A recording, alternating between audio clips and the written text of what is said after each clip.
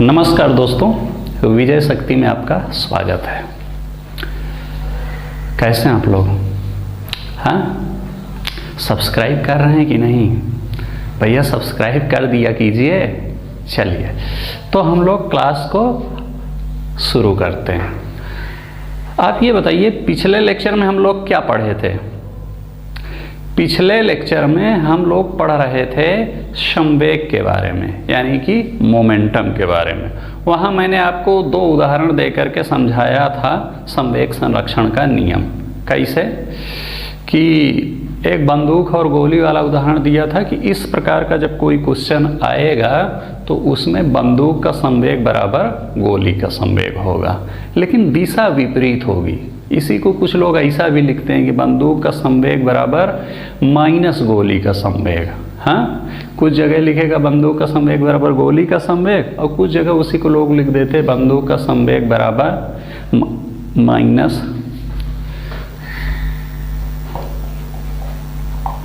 बंदूक का संवेग बराबर माइनस गोली का संवेग।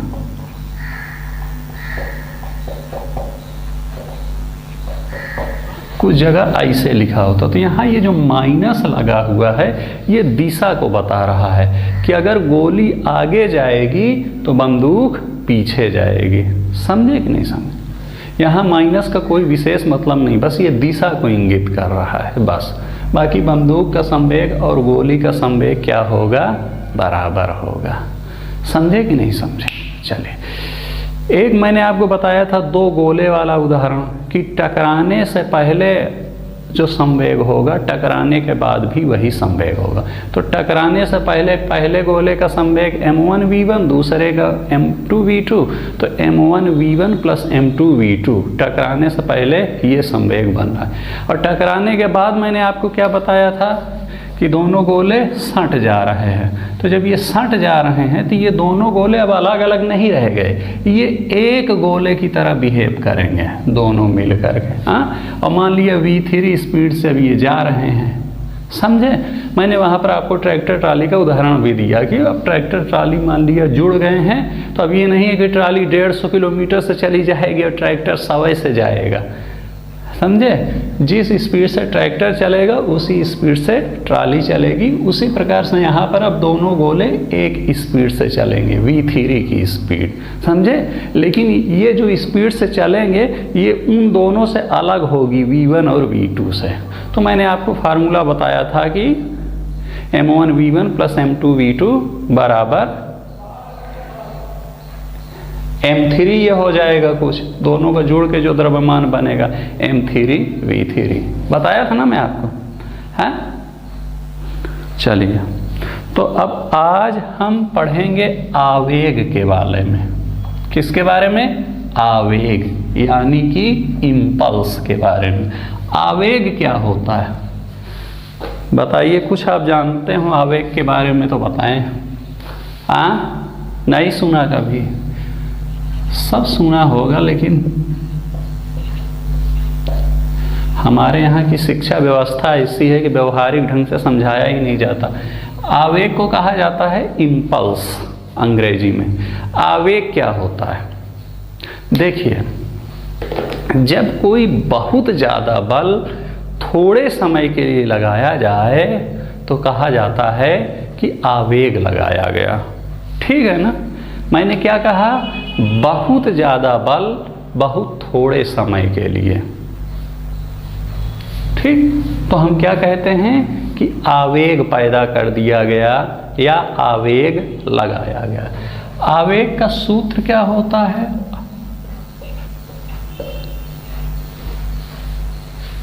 अच्छा, संवेग को P से दिखाते थे, आवेग को दिखाते हैं I से। आवेग का सूत्र होता है जो बल लगाया गया F, और जितने समय के लिए लगाया गया। समझे कि नहीं? तो ये फार्मूला बन जाएगा I बराबर F गुणे T। चलिए, आप कहेंगे कि सर उदाहरण से समझाइए। उदाहरण दे देते हैं आवेग का। उदाहरण इसका अगर दें जैसे जब कोई तमाचा मारता है तो आप देखे होंगे कि बहुत ज़्यादा तेजी से बहुत थोड़े समय के लिए मारता है। तो जितने समय के लिए इस गाल पे तमाचा पड़ता है वही ये समय लिखा है। और जितना बल से, जितना जोर, बल क्या है, कितना जोर से मारा उसी को बल कहा गया है। समझे कि नहीं समझे? जितना जोर से मारा गया है उसी को बल कहा जाता है। तो ये बल लिख दिया। हाँ, और जितने समय के लिए इस पर हाथ पे पड़ा उस समय, दोनों को गुणा कर देंगे तो आई निकल आएगा, यानी कि आवेग निकल आएगा। समझे? तो उदाहरण इसका क्या है आवेग का? तमाचा मारना, मारना, ठीक है ना। ये एग्जाम्पल है आवेग का। हाँ, चाकू घोंपना, समझे? ऐसे चाकू लेते हैं, बहुत तेजी से बहुत थोड़े समय के लिए भोंक देते हैं। समझे?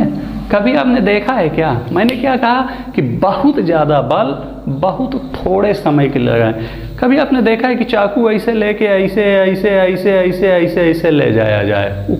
फिर मज़ा नहीं आएगा। समझे? चाहे जितना धार वाला चाकू हो, जब बहुत तेज़ी से बहुत थोड़े समय के लिए किया जाएगा तभी वो वार करेगा। और कभी सोचिए ऐसे लेके ऐसे ऐसे ऐसे, यानी अगर समय ज़्यादा कर देंगे तब मज़ा नहीं है। समझे?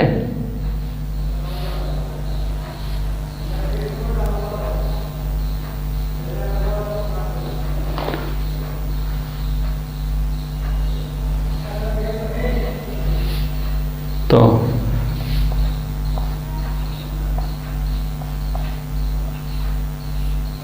चाकू घोंपना लिखते हैं। एक और एग्जाम्पल लिख सकते हैं, गोली मारना। गोली केस में यही होता है।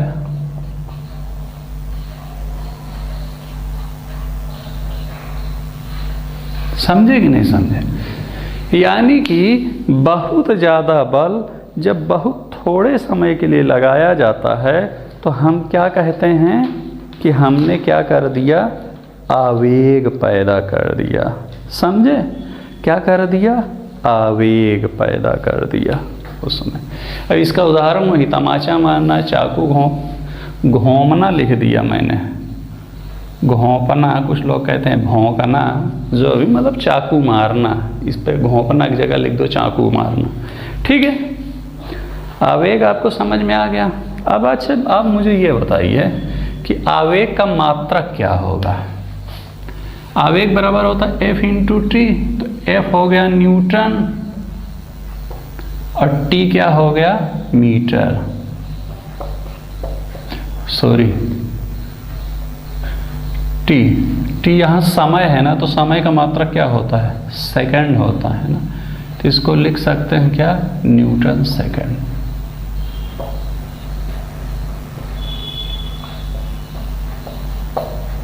तो आवेग का मात्रक क्या होता है? Newton second. कितना ज़्यादा बल लगाया गया। ठीक। अच्छा ये बताइए, आवेग क्या होगा? अदिश राशि होगी कि सदिश राशि? अब आपको पढ़ा दिया है अदिश सदिश, आप जो है चेक कर लीजिएगा कि आवेग अदिश है या सदिश। आवेग समझ में आ गया कि नहीं समझ में आ गया आपको? चलिए आगे देखते हैं। I बराबर FT आपको पता चल गया, फार्मूला आवेग का। इसके आगे समझिएगा, ध्यान से समझिएगा। अब मेन कॉन्सेप्ट यहाँ से शुरू होगा। थोड़ा सा देखिए, वैसे सिविल सर्विस की तैयारी में व्यवहारिक अध्ययन किया जाता है साइंस का। हाँ, यहाँ पर कोई IIT और नीट की क्लास नहीं है कि डेफिनीशन पूरा डेराइव किया जाए उसकी, या बड़े बड़े समीकरण बनाए जाएं। जी नहीं, लेकिन है क्या कि कुछ जगह ज़रूरत पड़ती है, बिना उसके आपको समझ में नहीं आएगा व्यवहारिक रूप से। इसलिए थोड़ा सा समझिएगा, थोड़ा सा करेंगे। मैंने क्या बताया आपको कि I बराबर होता है F इंटू टी। टी क्या है? समय, और एफ क्या है? जो जिस बल से वो किया गया। एक फार्मूला अभी कल शायद मैंने आपको बताया था कि F बराबर होता है m इंटू ए। ये पता है ना आपको कि F बराबर होता है m। तो F की जगह हम क्या लिख सकते हैं? m गुणे ए, और उसको ऐसे आप रहने दीजिए गुणे टी। चलिए m ए क्या है? ए है त्वरण। मैंने क्या बताया था कि त्वरण का मतलब होता है कि स्पीड में परिवर्तन हो जाना। मान लिया पहले स्पीड है v1 और t समय के बाद स्पीड हो गई v2। इसको ऐसे समझ सकते हैं, मान लिया पहले स्पीड है 5 और 2 सेकंड के बाद स्पीड हो गई 10, तो हम क्या कहेंगे? त्वरण कितना है? 10 माइनस 5 बटा 2, यानी कि A बराबर होता है v2 माइनस v1 अपान टी। ये आपको मैंने बताया था जब त्वरण आपको पढ़ा रहा था। बाद की स्पीड माइनस पहले की स्पीड बटा जितने समय में वो स्पीड चेंज हुई है। तो A की जगह आप लिख सकते हैं v2 माइनस v1 अपान टी, और इधर फिर गुणे टी अपना ऐसे ही है। ऐसा लिख सकते हैं कि नहीं लिख सकते? ये सब आई, वही आई को हम कर रहे हैं। तो m v2 माइनस v1 क्या है? मान लिया पहले स्पीड थी 5, बाद में हो गई 10, हाँ, तो v2 10 माइनस v1 5 बराबर कितना आ जाएगा? 5। यानी कि स्पीड में जो परिवर्तन होता है उसी को लिखा जाता है v2 माइनस v1। स्पीड कहें, वेलोसिटी कहें, समझे ना? तो इसको साइंस में थोड़ा सा ऐसा एक त्रिभुज बना देते हैं, हाँ, इसको बोला जाता है डेल्टा। ये दिखाता है कि कितना परिवर्तन हुआ। तो क्या हो गया? Delta v। पहले v1 थी, बाद में v2 हो गई, तो हमको ये देखना है कि कितना चेंज हुई स्पीड, तो उसको हम डेल्टा v से दिखाएंगे बटा t। उधर कर दो गुणे में t। ये t कट गया, बराबर क्या हो जाएगा? m गुणे डेल्टा v। डेल्टा v क्या है? स्पीड में कितना परिवर्तन हुआ, समझे? स्पीड में जो परिवर्तन होता है उसी को डेल्टा v से दिखाते हैं। अच्छा ये बताइए, चलिए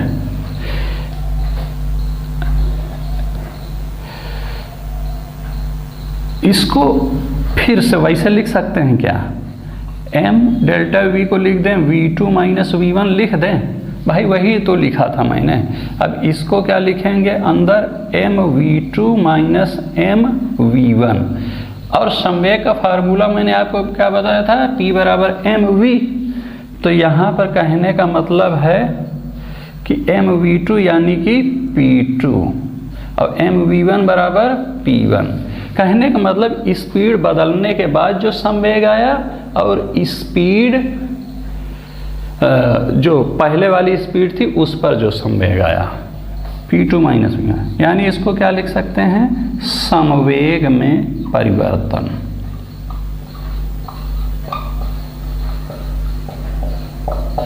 समझे कि नहीं समझे?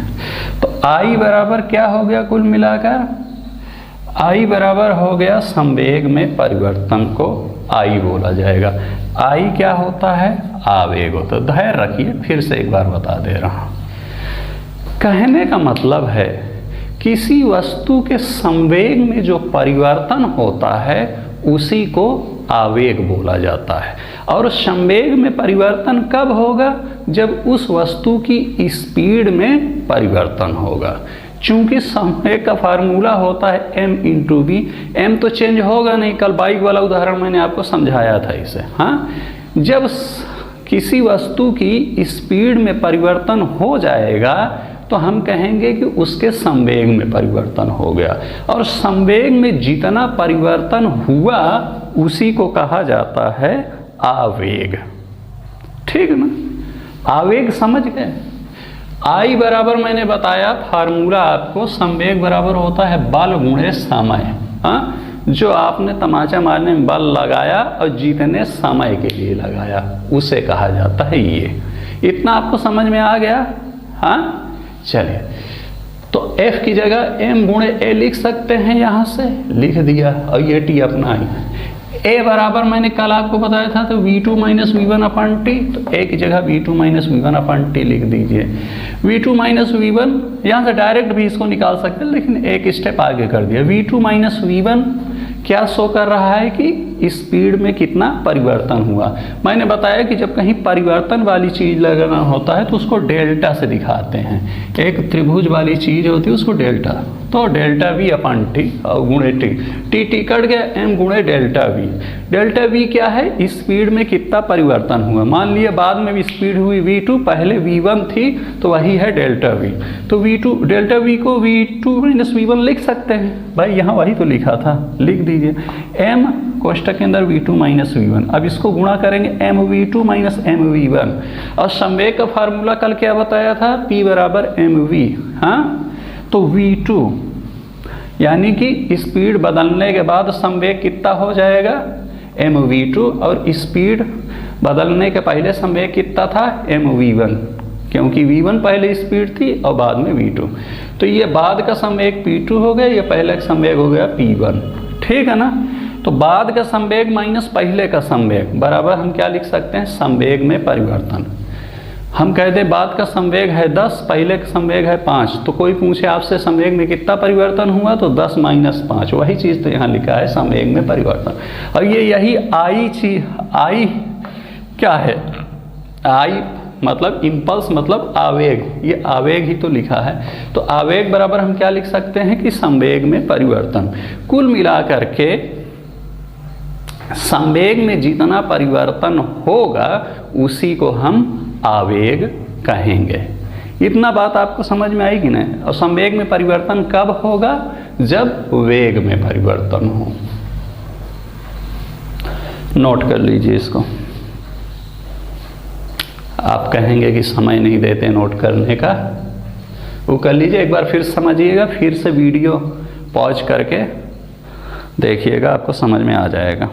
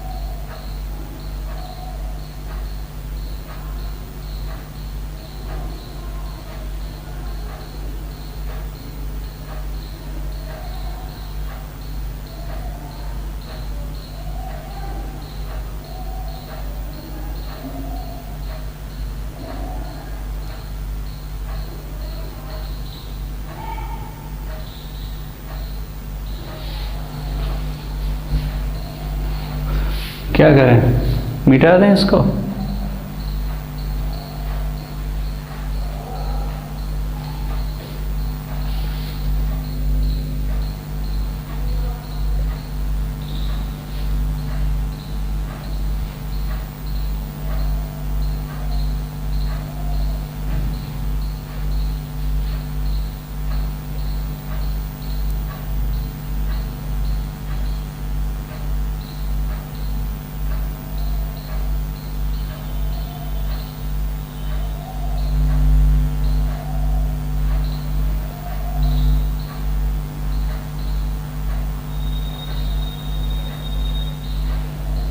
चलिए, यहाँ ध्यान दीजिएगा, संवेग में परिवर्तन, इतना समझ में आ गया। अब एक स्टेप इसके आगे समझिए।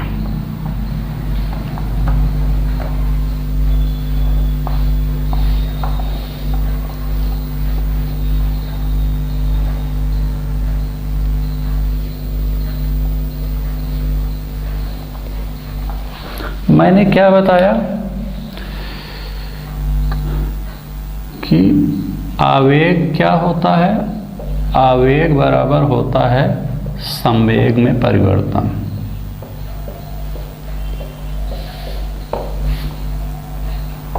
ये आप लिख लीजिए। कहीं पे भी सवाल आए कि भैया जो है हाँ, आप हमें ये बताइए कि आवेग कितना होगा इसका, तो आप देख लीजिएगा कि उसका एक सवाल लगवा दें क्या। देखिए प्रयास करते हैं, किताब में ढूंढते हैं कहीं सवाल निकल आए। किताब क्या, अपनी नोट्स में ढूंढ रहा हूँ।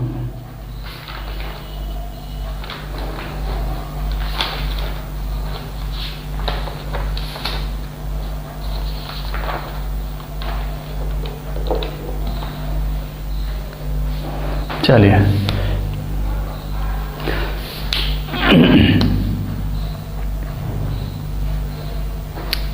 आवेग क्या होता है, संवेग में परिवर्तन। एक क्वेश्चन लिखिए। क्वेश्चन कह रहा है कि 50 न्यूटन का बल किसी वस्तु पर 10 सेकंड के लिए लगता है।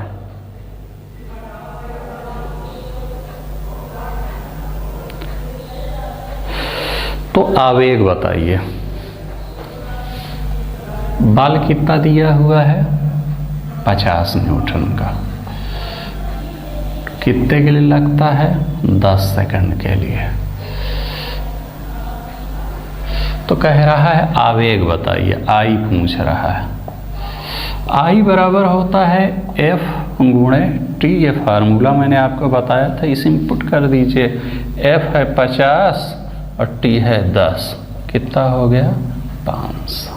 अब इसका अपना वो लगा लीजिए, क्या वो था, मात्रक न्यूटन सेकंड। ठीक, चलिए ये तो पहले वाले उससे लग गया, आई बराबर FT से। एक इस वाले फार्मूले पर बेस्ड जो है आवेग का वो लगाते हैं। एक क्वेश्चन दूसरा लिखिए। कह रहा है कि 500 किलोग्राम की कोई हीरो होंडा बाइक का वेग 50 मीटर प्रति सेकंड से बढ़ करके 80 मीटर प्रति सेकंड हो गया, आवेग बताइए। क्या कह रहा है, 500 किलोग्राम की कोई हीरो होंडा बाइक है, तो M कितना है, क्वेश्चन है 500 किलोग्राम। ये सारे क्वेश्चन दिए रहेंगे, ठीक है ना। हीरो होंडा बाइक है, हाँ, उसका वेग जो है क्या बताया मैंने कि 50 मीटर प्रति सेकंड से बढ़ करके, देखिए क्वेश्चन सीधा सीधा नहीं दिया, अपने से बना रहा हूँ, तो हो सकता है न्यूमेरिकल वैल्यू चेंज हो जाए। बेसिकली आप समझिएगा कॉन्सेप्ट कि 500 किलोग्राम की कोई हीरो होंडा बाइक है, उसकी स्पीड जो है 50 मीटर प्रति सेकंड से बढ़ करके 100 मीटर प्रति सेकंड हो गई, आवेग बताइए। तो V1 कितना है, 50, V2 कितना है, 100, आवेग पूछ रहा है, समझे। तो आवेग बराबर मैंने आपको क्या बताया था, संवेग में परिवर्तन।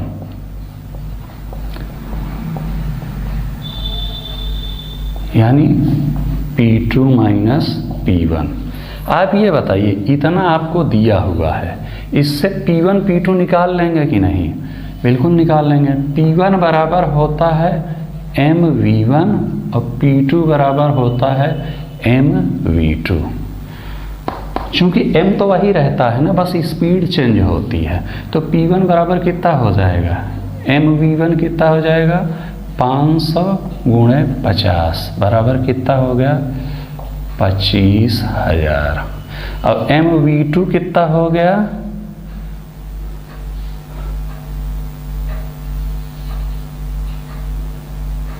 500 गुणे 100 बराबर कितना हो गया,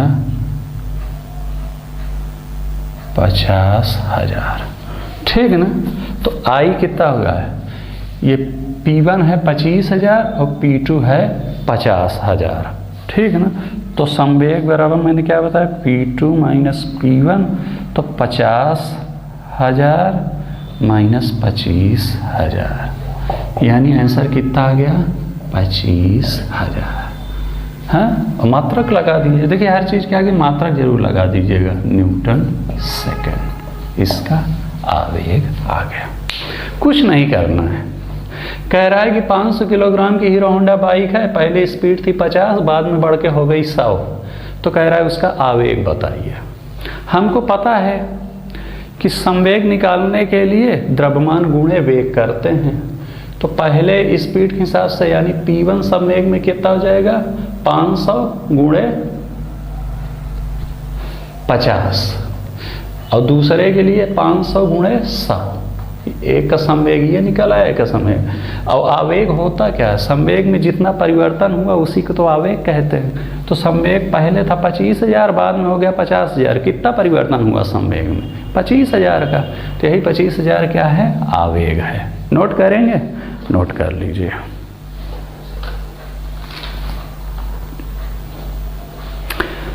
कुछ नहीं करना है, बस इतना याद रख लीजिएगा कि आवेग किसे कहते हैं, F×T एक फार्मूला, और दूसरा संवेग में जो परिवर्तन होगा उसी को आवेग कहेंगे। ठीक है, हाँ नोट कर लिया। अच्छा, थोड़ा सा बस एक है, ये मैं इसलिए बता रहा हूँ कि आगे जब न्यूटन का नियम बताऊंगा अभी इसके जस्ट बाद, तो बड़ा आसान हो जाएगा अगर आप इसको समझे रहेंगे तो। और क्वेश्चन देखिए, यूपीएससी हो तो इतना सीधा सीधा एसएससी वाला क्वेश्चन नहीं पूछ लिया जाता, समझे कि नहीं समझे, थोड़ा सा तो घुमाएगा ही, साइंस है भाई।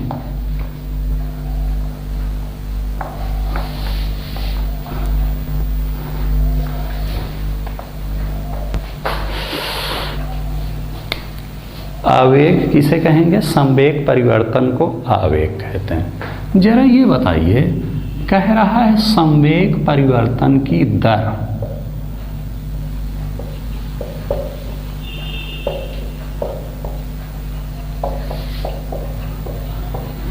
संवेग परिवर्तन की दर का क्या मतलब? कहने का मतलब है कि वो जो संवेग परिवर्तित हुआ है वो कुछ समय में परिवर्तित हुआ होगा। जैसे पहले मैं जब आपको वेलोसिटी बता रहा था तो वहाँ पर भी मैंने आपको बताया कि 10 की स्पीड है, 20 की स्पीड होने में मान लिया 5 सेकंड लगे, तो हमने कहा कि त्वरण निकाल लेंगे वैसे 20 - 10/5 करके अपना वहाँ। वैसे यहाँ है कि संवेग परिवर्तन की दर कैसे निकालेंगे, इसका फार्मूला होता है कि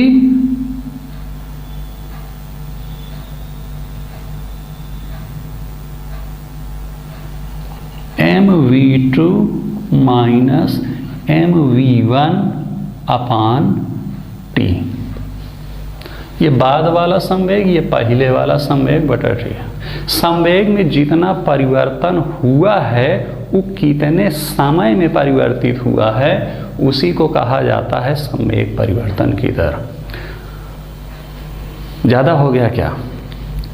फिर से सुनिए, आवेग किसे कहते हैं?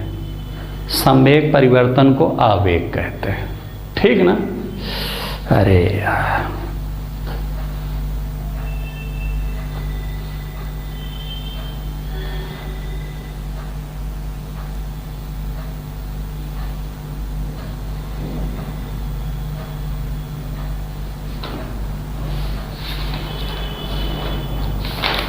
संवेग परिवर्तन को आवेग कहते हैं ना,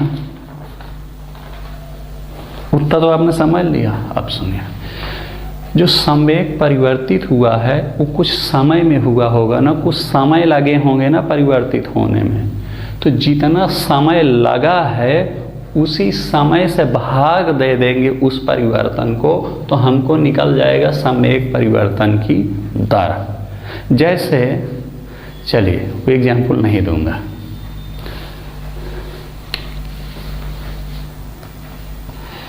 mv2 - mv1, इसको लिख सकते हैं mv2 - v1 ऐसे लिख सकते हैं बटा t। इसको ऐसे कर सकते हैं mv2 - v1/t। कर सकते हैं कि नहीं कर सकते? mv2 - v1/t। अब आपको मैंने क्या बताया था, A बराबर होता है v2 - v1/t। तो m v two minus v one upon t को क्या लिख सकते हैं, ए लिख सकते हैं। आपको मैंने ये भी बताया था ए बराबर होता है एम इंटू ए, तो एम इंटू एक जगह क्या लिख सकते हैं, एफ लिख सकते हैं। यही चीज़ यहाँ है, यानी क्या है, संवेग परिवर्तन की दर बराबर हो गया एफ। एफ है बल। अब बता रहा हूँ ये क्या चीज़ है। जितना संवेग परिवर्तित हुआ उसे तो कहा जाता है आवेग, लेकिन जो संवेग परिवर्तन की दर है उसे कहा जाता है बल। दो चीज़ समझ में आया कि नहीं? संवेग परिवर्तन और संवेग परिवर्तन की दर दो चीज़ है। लिख देता हूँ यहाँ पर, दिख रहा है ना, संवेग परिवर्तन।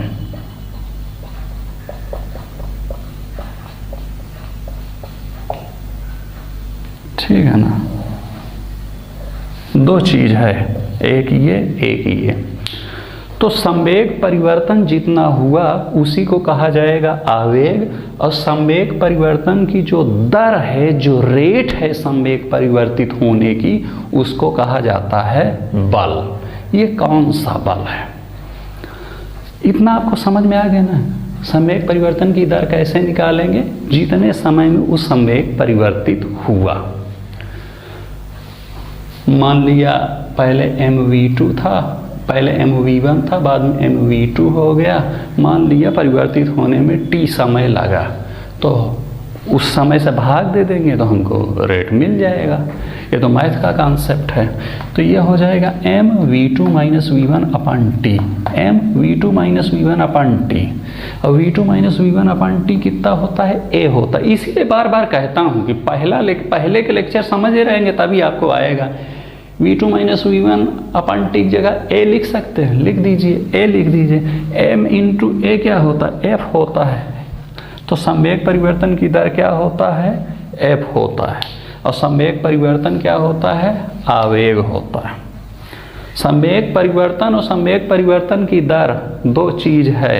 संवेग परिवर्तन को तो आवेग कहेंगे, लेकिन संवेग परिवर्तन की दर को बल कहेंगे। F का मतलब क्या है, बल। समझे कि नहीं समझे? समझ गए आप लोग? अब ये बल है क्या?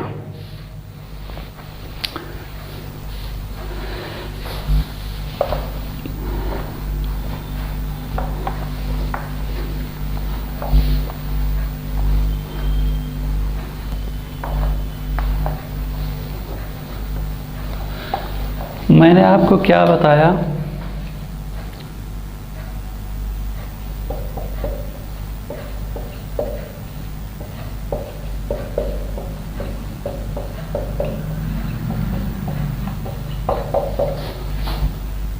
बल। ये मैंने आपको एक फार्मूला बता दिया। इसको ऐसे भी लिख सकते हैं,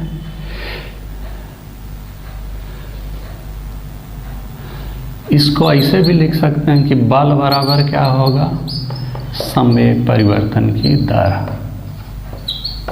उल्टा कर दिया, ठीक, लिख सकते हैं कि नहीं? हाँ, इससे ये समझ में आ रहा है कि संवेग परिवर्तन की दर जितना ज़्यादा होगी बल उतना ज़्यादा लगेगा। क्या लिख सकते हैं, संवेग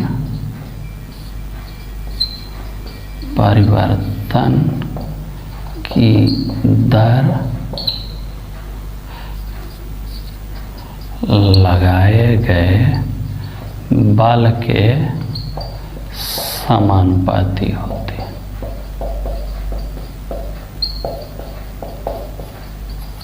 लिख सकते हैं ना?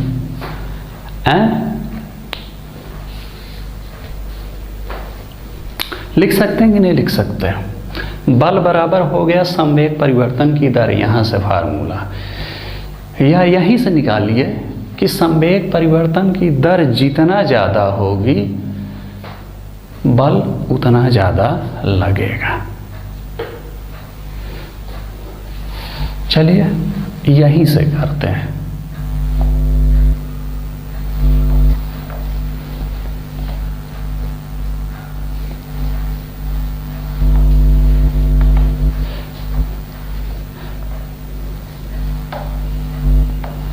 यहीं से समझ, वो थोड़ा सा दूसरे टाइप में हो जा रहा था, वो गलत नहीं था, मैं यही समझता हूँ। यही वाला फार्मूला आप लिखिए कि संवेग परिवर्तन की दर बराबर बल। इससे क्या समझ में आ रहा है कि संवेग परिवर्तित होने की दर जितना ज़्यादा होगी बल उतना ज़्यादा होगा, और संवेग परिवर्तित होने की दर जितना कम होगी बल उतना कम होगा। इतना समझ रहे हैं कि नहीं?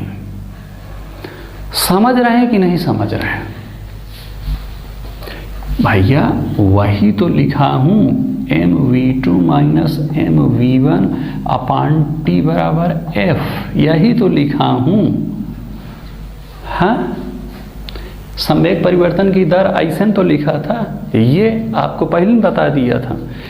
संवेग परिवर्तन की दर जितना ज़्यादा होगी बल उतना ज़्यादा लगेगा, और संवेग परिवर्तन की दर कब ज़्यादा होगी? संवेग परिवर्तन की दर ज़्यादा कब होगी? जब t क्या होगा? t कम होगा। t अगर कम होगा, भैया ये चीज़ दिया हुआ है, समझिए थोड़ा सा। ये कम से अगर इसमें भाग देंगे तो ज़्यादा निकलेगा, छोड़िए वो सब। ये फार्मूला है। f कब ज़्यादा होगा? जब t कम होगा, और f कम कब होगा? जब t ज़्यादा होगा। ये मैथ वाले अच्छे से समझ लेंगे। ये फार्मूला है, ये इतना, इसको कहा जाता है संवेग परिवर्तन की दर। इससे आपको ये समझ में आया कि जब t ज़्यादा होगा तो f कम होगा, और जब t कम होगा तो f ज़्यादा होगा। क्यों? क्योंकि t इनवर्सली प्रोपोर्शनल है f के। समझे कि नहीं समझे? तो यहाँ से ये हमको समझ में आ गया कि जब t ज़्यादा होगा तो f कम होगा। t ज़्यादा होने का मतलब क्या है कि संवेग परिवर्तित होने में समय ज़्यादा ले रहा है, और समय ज़्यादा ले रहा होगा तो बल कम लगेगा। और अगर संवेग परिवर्तित होने में समय कम ले रहा होगा तो बल ज़्यादा लगेगा, और समय ज़्यादा ले रहा होगा तो बल कम लगेगा। इससे ये समझ में आ रहा है कि यदि t ज़्यादा तो f कम, लिख लीजिए। t कम तो f ज़्यादा। इतना समझ में आ रहा है कि नहीं समझ में? और t क्या है? वही संवेग परिवर्तित होने में जो समय लगा, यानी कि यदि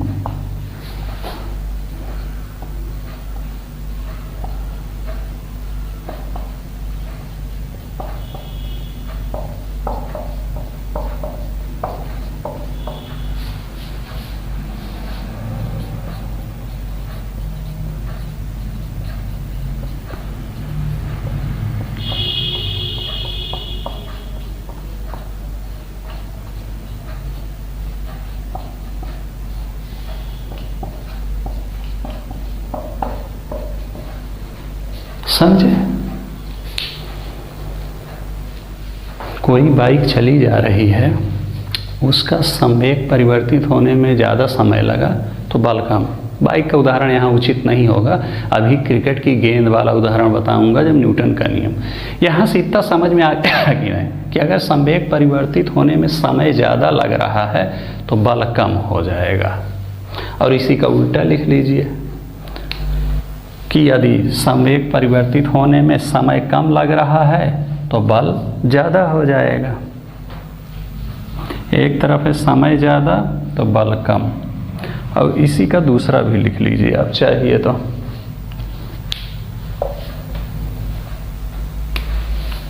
यहाँ लिख लो, यदि संवेग परिवर्तित होने में समय कम लग रहा है तो बल ज़्यादा लगेगा। ठीक, आपको लग रहा होगा कि ये बल क्या है, बल क्या है।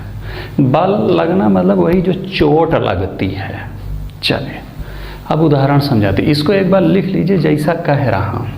ये सब लाइन एकदम रट लीजिएगा कि संवेग परिवर्तित होने में समय ज़्यादा लगेगा तो बल कम हो जाएगा, और संवेग परिवर्तित होने में समय कम लग रहा है तो बल ज़्यादा हो जाएगा। ठीक, लिख लिया, इधर का नोट कर लीजिए।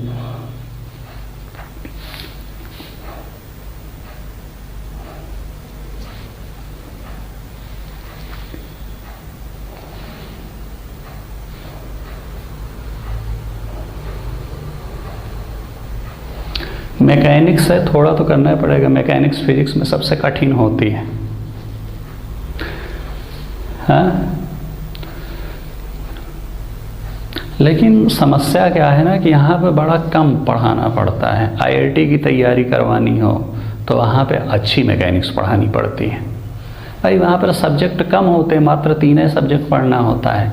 इसलिए कौन सा, फिजिक्स, केमिस्ट्री और मैथ। और यहाँ फिजिक्स भी पढ़ना है, केमिस्ट्री भी पढ़ना है, बायोलॉजी भी पढ़ना है, मैथ भी पढ़ना है। 20-25 सब्जेक्ट हो जाते हैं।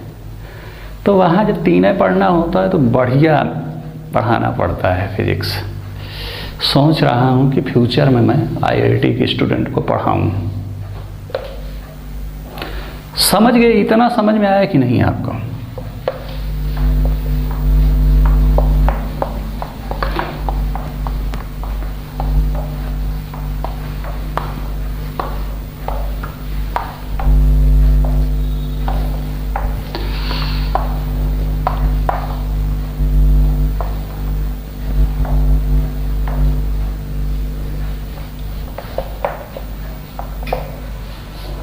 यहाँ से आपको मैंने क्या बताया कि अगर संवेग परिवर्तन में समय ज़्यादा लगेगा तो बल कम होगा, और संवेग परिवर्तन में समय कम लगेगा तो बल ज़्यादा होगा। ठीक है ना? चलिए एक एग्जाम्पल से इसको समझते हैं। ये जो बल की बात हो रही है, बल कुछ नहीं है, बल है कुल मिलाकर के चोट। समझे? जब हाथ से ऐसे तमाचा मारते हैं, हाँ, ऐसे आया, स्पीड कुछ रही होगी, संवेग कुछ रहा होगा। यहाँ पर आने के बाद जब वो आया तो क्या आ गया, संवेग बदल गया। भाई हाथ की स्पीड क्या हो गई, 0 हो गई। स्पीड 0 हो गई तो संवेग भी 0 हो गया, m/a। कुल मिलाकर के संवेग परिवर्तन हो गया। पहले ऐसे जब हाथ चला जो है तो अभी तो हाथ चल रहा है ना, कुछ स्पीड है ना। यहाँ पर आने के बाद तो हाथ रुक गया तो अब इसकी स्पीड 0 हो गई। स्पीड 0 तो mv के फार्मूले के हिसाब से क्या हो गया, 0 हो गया संवेग रुकने के बाद, और चलने पर कुछ ना कुछ संवेग रहा होगा। तो संवेग परिवर्तन की दर क्या होती है, मैंने कहा अगर समय ज़्यादा लगा जो है, ये जो रुकने में समय ज़्यादा लगा तो क्या होगा, बल कम लगेगा, और रुकने में समय कम लगा तो बल ज़्यादा होगा। समझिए इसको, फिर से समझते। बल कुछ नहीं है, बल है चोट, जो हाँ गाल पे चोट है।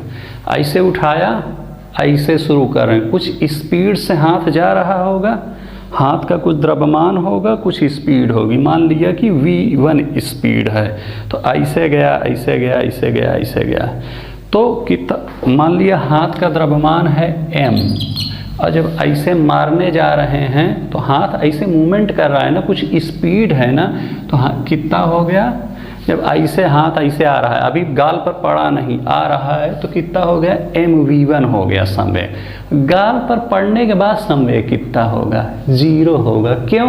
क्योंकि गाल पर पड़ने के बाद हाथ मूवमेंट कहाँ कर रहा, हाथ गतिशील कहाँ है, तो हाथ की v कितना हो गई, 0 हो गई। तो m गुणे 0 बराबर 0। हाँ, तो संवेग परिवर्तन कितना हो गया, mv1 माइनस 0। हाँ, अब मैंने आप ये तो संवेग परिवर्तन हो गया। मैंने क्या बताया था कि संवेग परिवर्तन की दर होती है बल के बराबर। अच्छा ये बताइए, ये जो t है, t ज़्यादा होगा तो f कम होगा। तो अगर ये जो परिवर्तित होने में, कुल मिलाकर यहाँ से यहाँ तक पहुँचने में अगर समय ज़्यादा लगेगा तो बल कम होगा। बल क्या है, यही है चोट। समझे, ये क्या है, चोट है। यानी यहाँ से यहाँ तक पहुँचने में अगर हम ज़्यादा समय ले रहे हैं, ऐसे ऐसे ऐसे ऐसे ऐसे मार रहे हैं, तो चोट कम लगेगी। और यहीं उठा के खट से मार रहे हैं तो चोट ज़्यादा लगेगी। समझे कि नहीं समझे? समझे? तो चोट क्या है, संवेग परिवर्तन की दर को ही हम क्या कहते हैं, चोट कहते हैं, बल कहते हैं। समझे? यहाँ बल क्या है, वही चोट है। अगर ज़्यादा समय लेंगे ऐसे ऐसे ऐसे ऐसे पहुँचाने में, ज़्यादा समय लिया तो चोट कम लगेगी, समय कम लिया तो चोट ज़्यादा लगेगी। क्यों? क्यों? क्योंकि F इन्वर्सली प्रोपोर्शनल होता है T के फार्मूले के हिसाब से। हाँ, और ये समय किस समय की बात हो रही है, संवेग परिवर्तित होने में जो समय लगा। संवेग परिवर्तित होने में कह दें या वेग परिवर्तित होने में, चूंकि m तो परिवर्तित होता नहीं है, वेग परिवर्तित होगा तो ऑटोमेटिक संवेग परिवर्तित ही हो जाएगा। समझे कि नहीं समझे? तो पहले ऐसे कुछ वेग रहा, यहाँ पर जाके 0 हो गया, यानी संवेग परिवर्तित हो गया ना, कुछ था उसके बाद 0 हो गया। और उस परिवर्तन में जो समय लगा वही तो यहाँ पर लिखा। अगर समय ज़्यादा लगेगा तो चोट कम लगेगी। समझे? और समय कम लगेगा तो चोट ज़्यादा लगेगी। चाकू ऐसे आपने लिया, इतना क्यों डेराइव करवा रहा था, समझ में आ गया? बस इतना बताने के लिए। वहाँ पर यूपीएससी में या स्टेट पीसीएस में आपसे सिर्फ यही पूछेगा, वो सब नहीं पूछेगा, लेकिन बिना उसके आप समझ नहीं पाएंगे ना। समझे?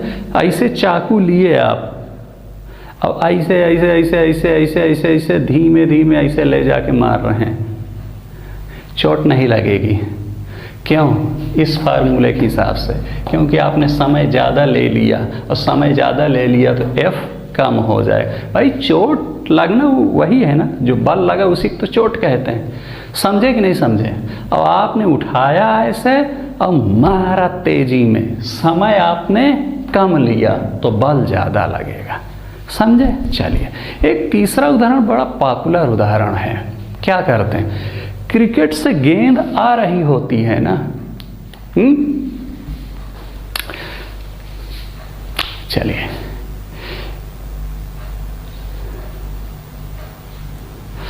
आगे बताऊंगा। न्यूटन का नियम है, इतना आप समझ ली। संवेग परिवर्तन को आवेग कहते हैं और संवेग परिवर्तन की दर को बल कहते हैं। ठीक ना? बल वही, यहाँ बल को चोट से समझिएगा। भाला मार रहे हैं, तेजी से मारा इसे खींच करके, तो जितना कम समय लगेगा फेंकने में उतना ज़्यादा चोट लगेगी। हाँ, गोली मार रहे हैं, गोली में देखते उसकी स्पीड बहुत ज़्यादा होती है। हाँ, स्पीड ज़्यादा ताकि समय कम लगे। क्या करते हैं, समय अगर जितने कम समय में गोली पहुंच जाएगी उस पर जो है उतना ज़्यादा चोट करेगी। तो गोली मारना, भाला मारना, तमाचा मारना, चाकू मारना, ये समझ में आ गया किसका उदाहरण है? आवेग का उदाहरण है। और यहाँ पर बहुत जल्दी तमाचा क्यों मारते हैं, समझ में आ गया ना? ऐसे धीरे धीरे क्यों नहीं, ताकि चोट ज़्यादा लगे।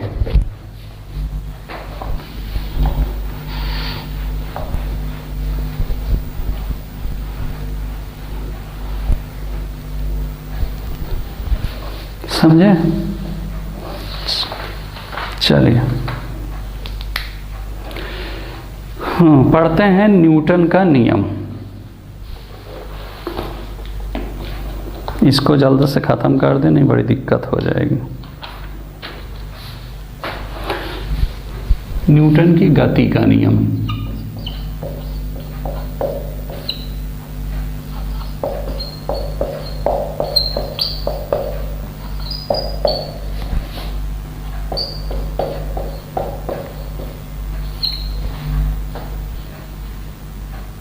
ठीक है ना। 3 नियम हैं इसमें। प्रथम नियम क्या है? न्यूटन की गति का प्रथम नियम, इसे कहा जाता है जड़त्व का नियम है। क्या कहा जाता है? जड़त्व का नियम। जड़त्व क्या होता है? किसे कहते हैं जड़त्व? जड़त्व लोग कहते नहीं हैं कि बड़े जड़ हो गए हैं, समझ रहे हैं ना, कुछ हिल डुल ही नहीं रहे हैं, जहाँ पड़े हैं, जैसी स्थिति में पड़े हैं वैसे हैं। पेड़ की जड़ आपने देखा है, वो एकदम जकड़े पड़ी रहती, वो हिलती उलती नहीं है। पत्ते हिलते हैं, डाल हिलती हैं, फल हिलते हैं, फूल हिलते हैं, लेकिन जड़ नहीं हिलती। जड़ अपना जैसी है वैसी पड़ी रहती है। तो वहीं से बना है जड़त्व। हाँ, आदमी भी कहता है बड़ा जड़, एकदम जड़ बन गए। हाँ, समझिए, जड़त्व का मतलब है कि जैसी स्थिति में हैं वैसी स्थिति में ही रहना चाहते हैं। समझ ना। अगर चल रहे हैं तो चलते रहना चाहते हैं, और रुके हैं तो हम रुके ही रहना चाहते हैं। जैसे जनरली मैं अपना नेचर बताऊं, जैसे मैं अक्सर मुझे जाना होता है बाहर दूसरे डिस्ट्रिक्ट, कुछ पर्सनल काम को लेकर के, तो मैं अपनी कार से जाता हूं। तो जैसे मैंने कार पर मैं बैठ लिया तो मुझे लगता है कि कार चलती रहे, ठीक ना। मैं बैठ गया एक जगह।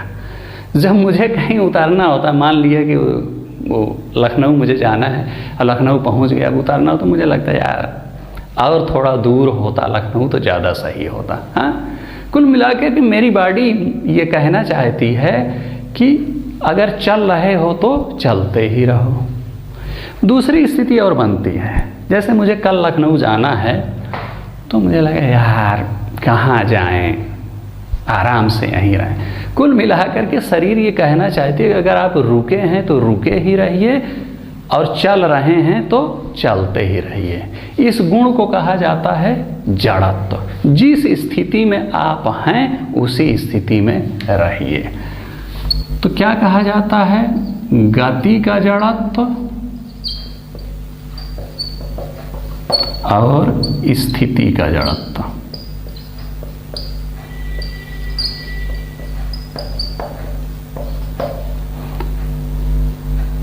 स्थितिक जड़त्व, इसे स्टैटिक शायद बोला जाता है क्या? ठीक, मतलब अगर चल रहे हैं तो मन करता है कि चलते रहें, रुकें ना, उसे कहा जाता है गति का जड़त्व। और अगर रुके हैं तो मन कहता है कि बस रुके न रहें, अब हम चलें ना, तो इसे कहा जाता है स्थिति का जड़त्व। समझ रहे ना? इतना समझ में आया कि नहीं? तो जड़त्व तो आपको समझ में आ गया। तो न्यूटन के गति के प्रथम नियम को कहा जाता है जड़त्व का नियम।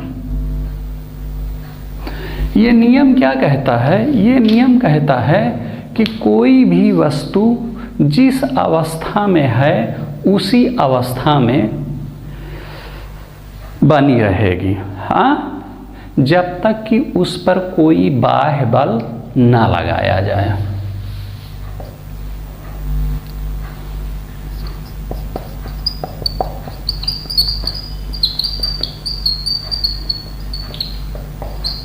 उसी में, हाँ, जब तक कि बाह्य बल न लगाया जाए। समझे कि नहीं समझे?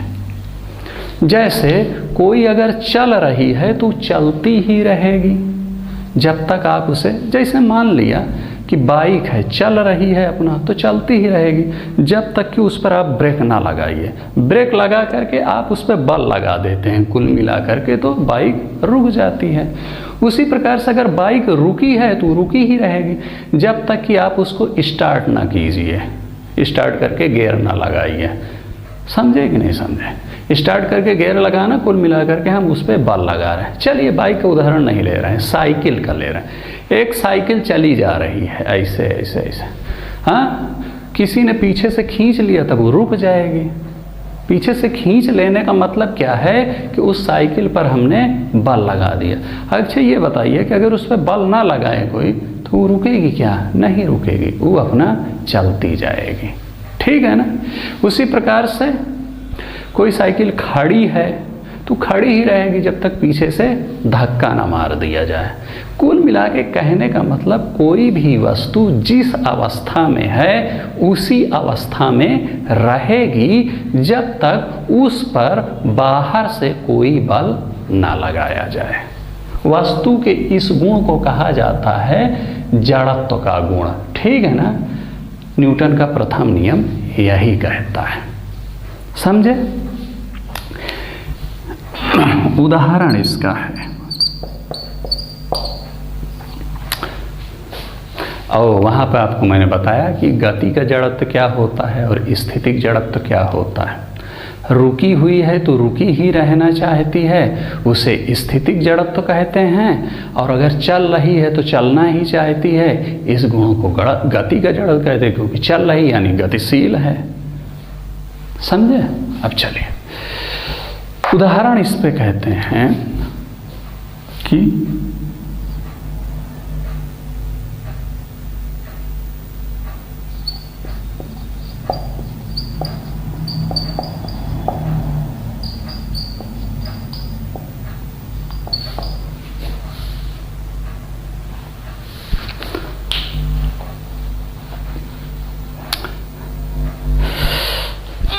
यहाँ क्या है मैं आपको बता ही देता हूँ। जब आप गद्दे को किसी डंडे से मारिए, गद्दा है ना आपके घर में, हाँ, स्टूडेंट के पास जनरली नहीं होता, हाँ, चलिए होता है। हम लोग भी मुखर्जी नगर में थे तो गद्दा उद्दा खरीदे थे। समझे कि नहीं समझे? चलिए, तो स्टूडेंट के पास, हर किसी के पास गद्दा तो होता ही। गद्दे को कभी आप डंडे से मारिए तो क्या होता है, उससे धूल निकलती है। क्यों निकलती है?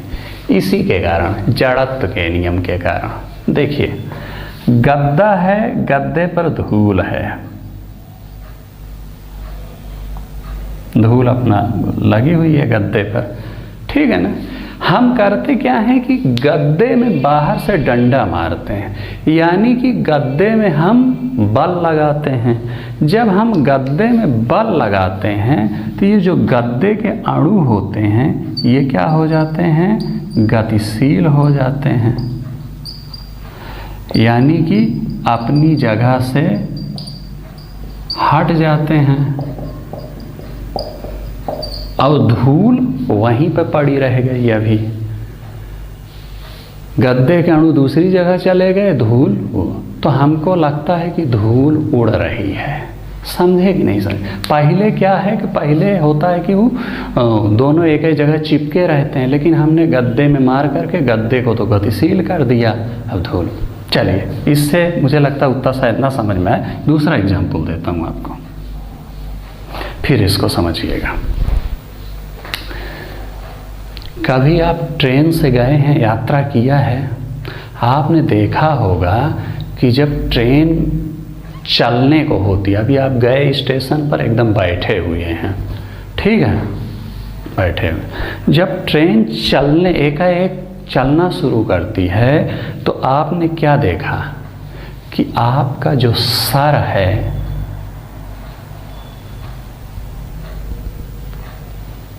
वो पीछे की तरफ हो जाता है।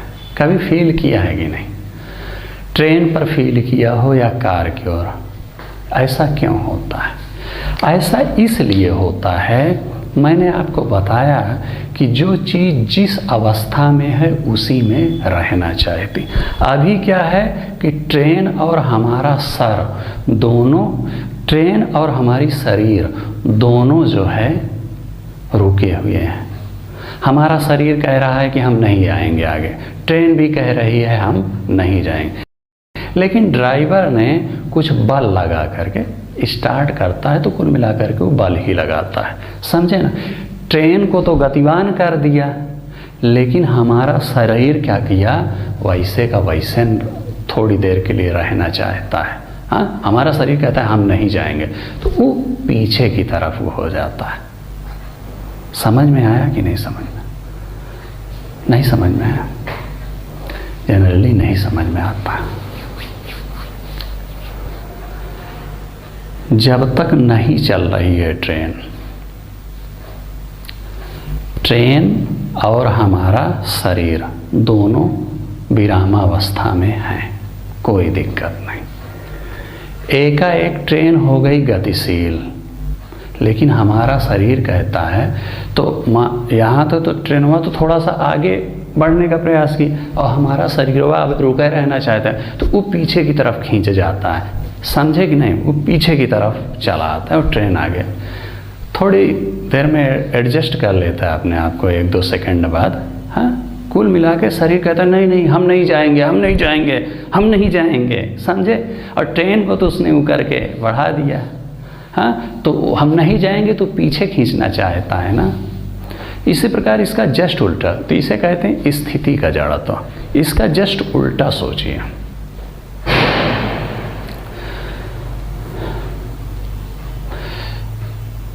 मान लिया ट्रेन चल रही है,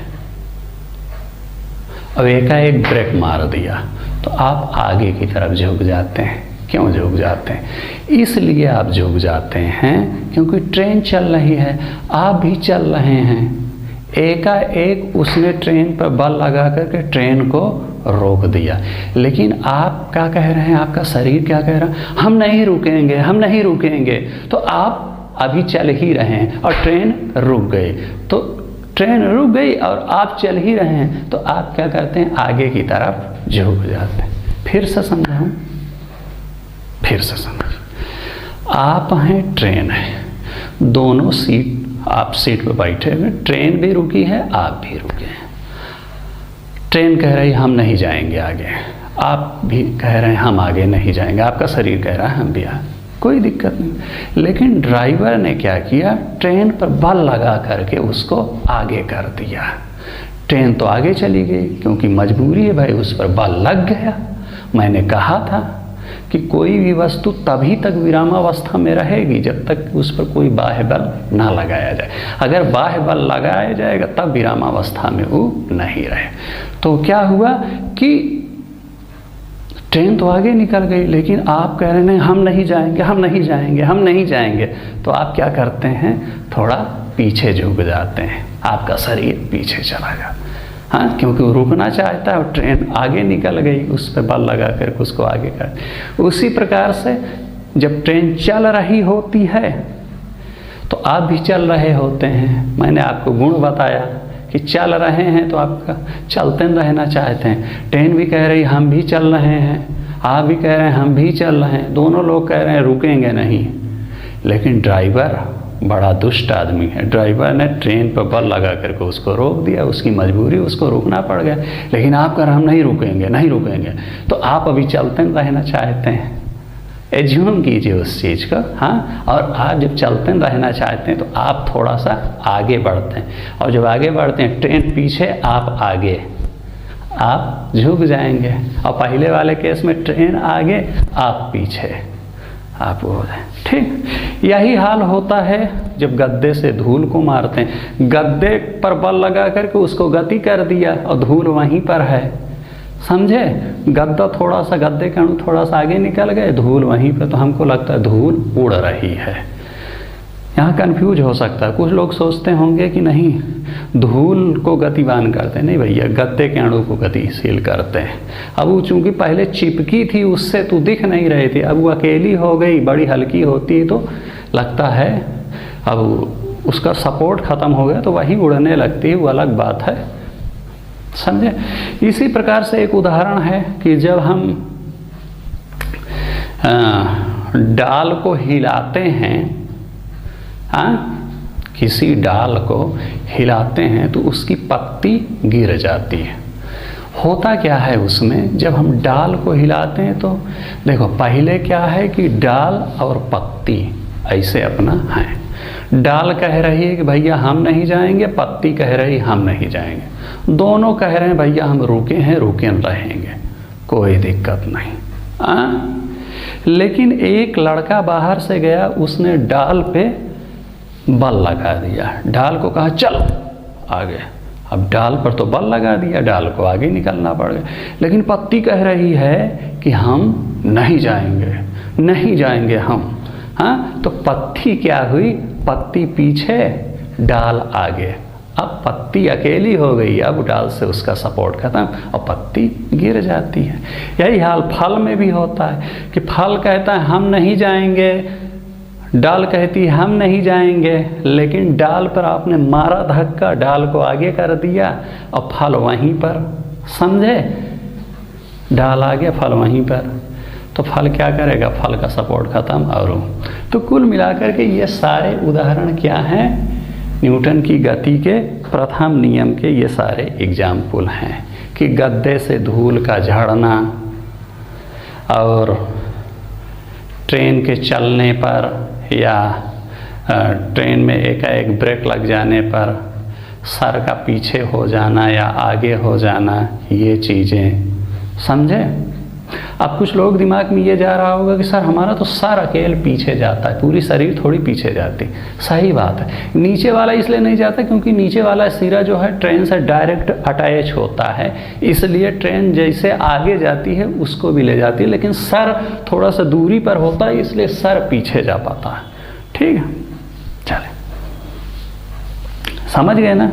तो आप रुमाल से धूल का झड़ना, गद्दे से धूल का झड़ना, फल का गिरना, हिलाने पर पत्ती का गिरना, ट्रेन का, ये सब क्या है, न्यूटन की गति का प्रथम नियम पर आधारित है। ठीक, द्वितीय नियम और तृतीय नियम अभी बता दें कि अगले लेक्चर में बताएं। न्यूटन की गति का द्वितीय नियम क्या है और न्यूटन की गति का तृतीय नियम क्या है, अभी बताएं कि अगले वाले लेक्चर में। चलिए, न्यूटन की गति का द्वितीय नियम और तृतीय नियम हम अगले लेक्चर में बताएंगे। ठीक है, ठीक, चलें।